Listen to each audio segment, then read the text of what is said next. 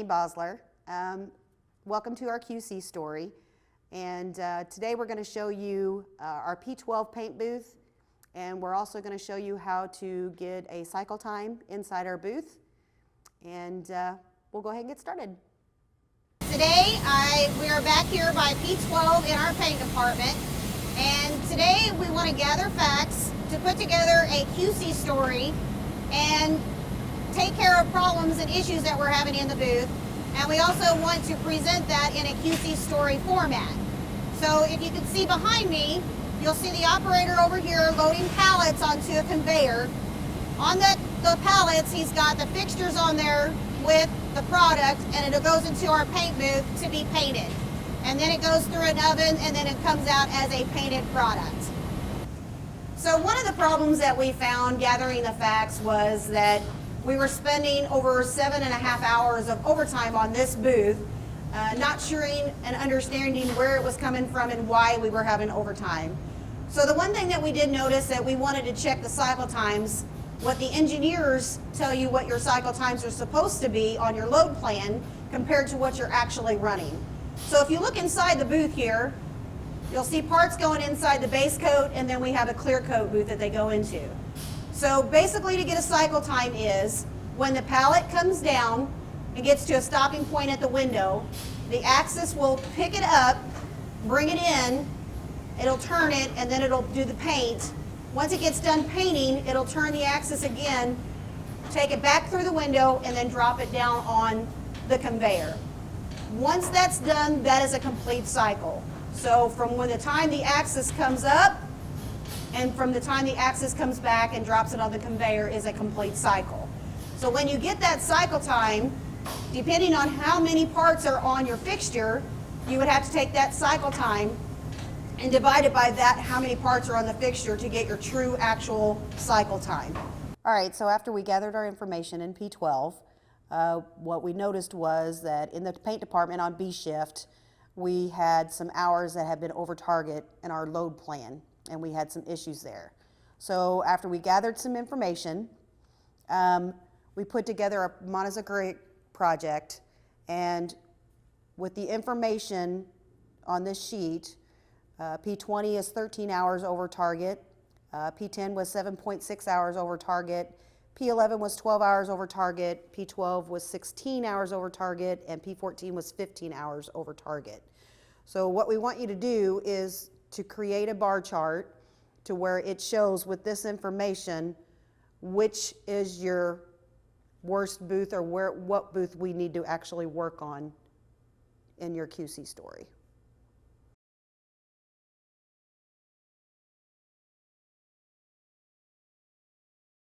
So also too, during our Monozukuri activity, we also found some other problems that we had.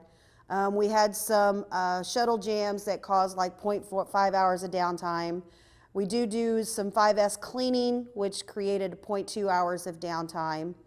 And then we were running empty pallets through the booth, which also created 0.5 hours of downtime. And then our cycle time is over 1.5 hours. So based on this information, again, you need to go and create a bar chart showing me this information on which problem in this booth that we need to tackle first. The next thing that we have is your load plans. So engineering will set up, whenever they go through trials on parts, they will set up a load plan trying to make sure that the booth is set up for 8-hour shifts and how many parts in your cycle times these part will run on the booth. So what we want to do is we want to compare what engineering's telling us that the load plan should be, or the cycle time should be, to where our current cycle time should be. And in order to get the current cycle time is what we showed you in the booth earlier, with you're going in and physically getting a cycle time in the booth. So that's your next step, is to compare and see which is your highest cycle time that's causing the problems.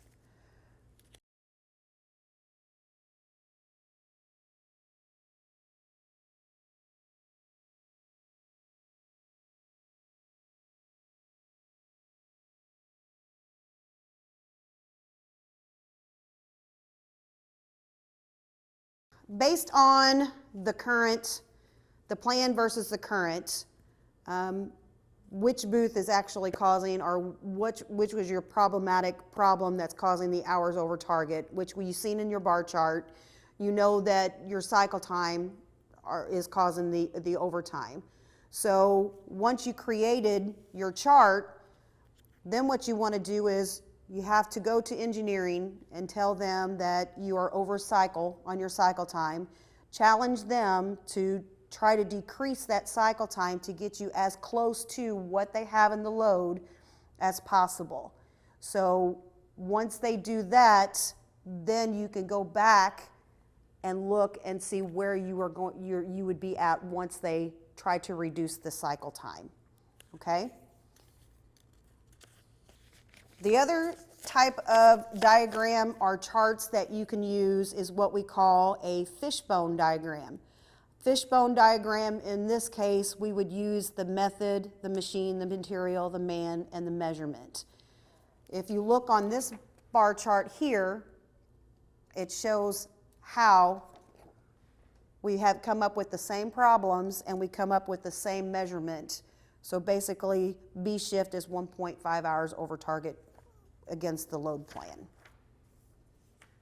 So then we need to ask the 5 whys. The 5 whys is, why are we over cycle time? So you need to do your investigation. So the first one is, we know that cycle time is over engineering load plan. Okay, so why are we over? On the one part, which is a 989 inner grill, we were 20 seconds over the load plan. Again, we need to go back to engineering, ask why. Engineering on this particular part, they slowed the cycle time down due to orange peel or quality issues that they were having with this particular part. So then why did they have to, or why were they having problems with the orange peel and that stuff? Currently, this part is ran in a different booth where they did the actual load plan. So when they moved it, they couldn't get it to pass what we call TTC specs. And then once we got the specs, now we need to keep it in spec, and then they need to reduce however they need to on the programming to get it a good part within that cycle time. Okay? So that is the 5 whys that you need to ask. 5 whys would be, the first one is cycle time is over engineered load. Why? 989 inner grill is 20 seconds over load plan cycle time. Why? Big sonars is 2 seconds over load plan cycle time. Why? Engineering slowed cycle times down due to orange peel and quality issues. Why? Engineering slowed passes down to meet TTC specs when part was moved from P20 to P12. So once the engineering was able to reduce the cycle times, okay, your current condition in your load plans, there's not like anything that you can plug in here to show how many hours a day that you're going to be saving, all of that kind of stuff. You basically have to figure this out on your own. In Paint, we use this formula a lot. So basically what it is, you want to take your pieces per day, you want to times your current cycle time, and that answer, then you want to divide that by 3,600. That will equal the hours needed to run and pieces per day. So that formula will tell you whether or not you've reduced your hours in that booth. That's how you get your current, and that's how we will be able to compare that number to where you are currently once they reduce the cycle times. Okay? I know that for like your injection processes, you can go out there on your injection processes and just hit the machine or hit the screen, and it'll give you the cycle time for whatever part that you're running.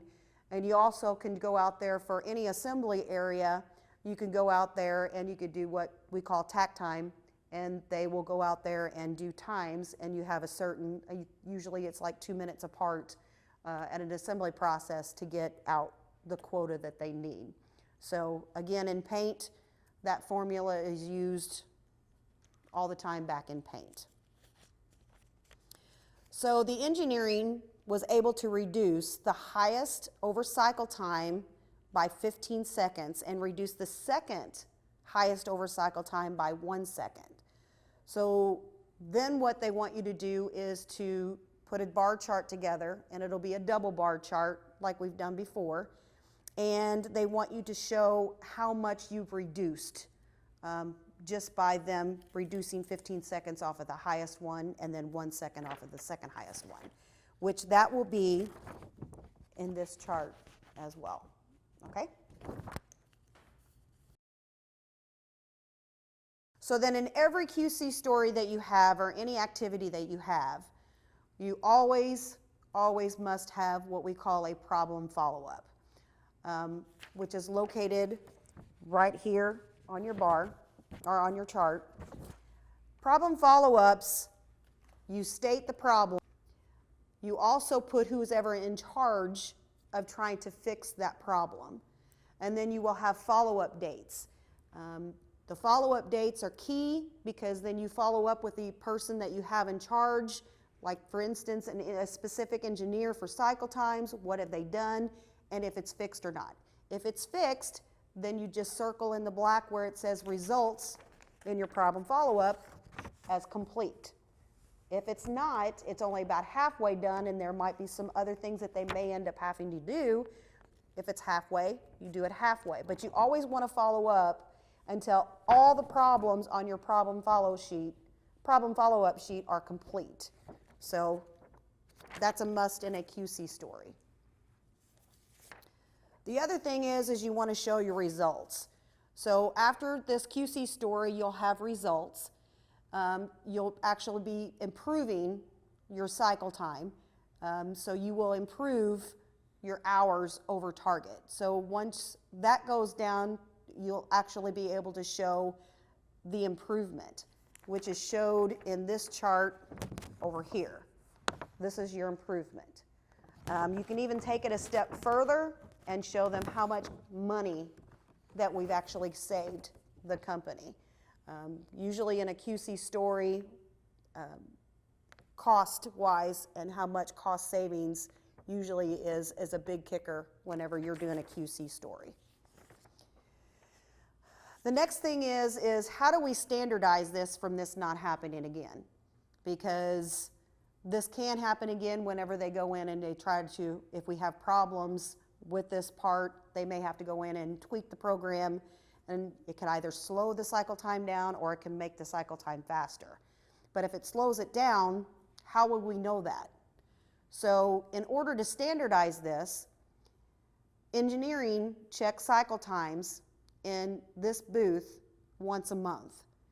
Supervisors will also go through and do the same thing and check the cycle times once a month. This is one way to standardize it. If it's wrong, if something's higher, that's whenever we go to the engineer and say, hey, look, my cycle times are high again. Can you go back and fix it before this becomes a huge problem again?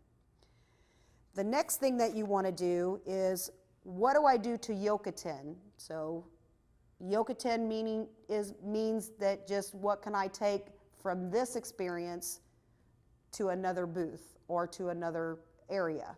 So what we did was the second one on the sheet that was the most highest as far as hours over target, we went to the next booth, and now we're doing the same thing. We have engineers that are over that booth, over all the booths, and they're doing the same thing, going and checking cycle time once a month, and we also have the supervisors involved checking the booths once a month. So that is our Yokoten.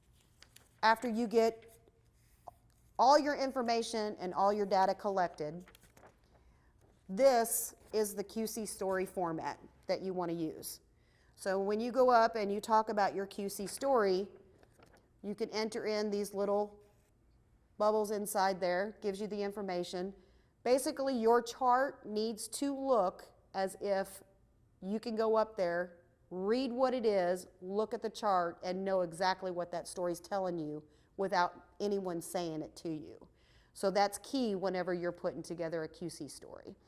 And then these, it's just easier to have them because when you're going up to explaining it, all you have to do is read off of these, the little bubbles that you have in there. and it explains the story.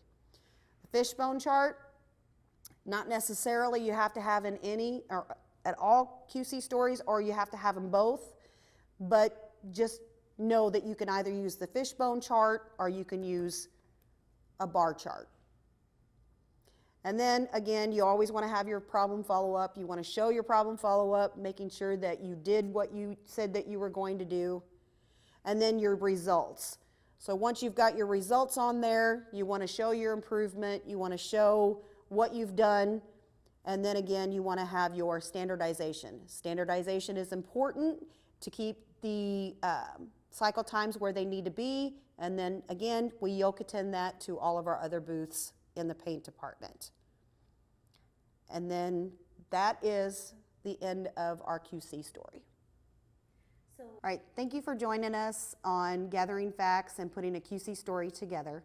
Just remember that whenever you're creating or see the problems and you have problems out on the floor, that you can't tackle all the problems all at once. You want to tackle the big one first. Once you tackle that big one first, all other problems will fall into place. Thank you.